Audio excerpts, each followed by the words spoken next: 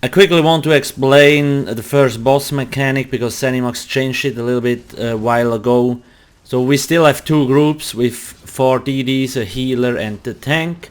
Make sure that the healer and the tank use Purge because you will need it a lot. Now this time you're going to kill the spheres.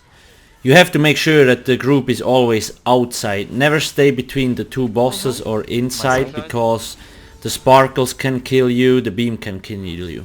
Now the tanks have to coordinate. Usually one tank gets close to the sphere and the other one maneuvers the other boss close to the sphere so the shield breaks. Once the shield broke, you take away the bosses again so they are not connected, because if you have them connected for too long they will kill all the group members and all, like the tanks and all, they just hit really hard.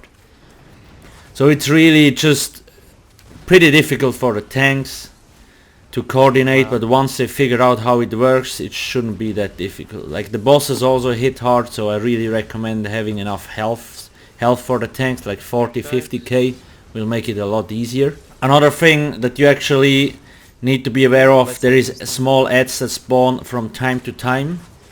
So you can root them if you want them, or just like save your ultimates and nuke them down. Because if there is like 2, 3, 4 those small ads on one person, they will most likely kill him if he's not blocking or spamming shields, because they hit really hard.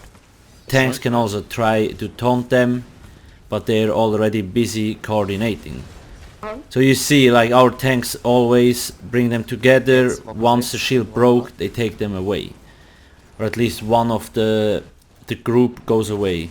Now you can also specify which group kills which sphere. So for example, the right group, like the one we are here now, kills the south sphere and the ones on their side, and the left group kills the north sphere and the spheres on their side.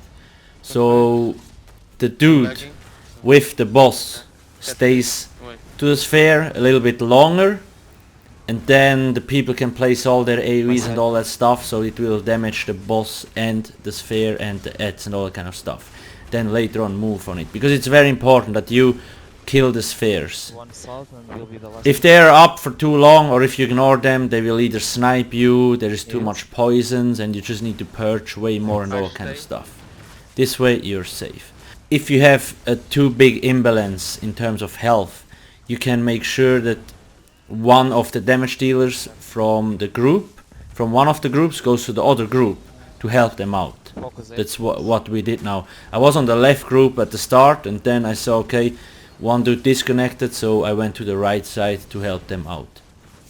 Last thing, if you reach like 10 to 20%, basically what we usually do is, once the last mobs spawned, we kill the mobs, and then we just ignore the spheres that spawn and burn down the bosses.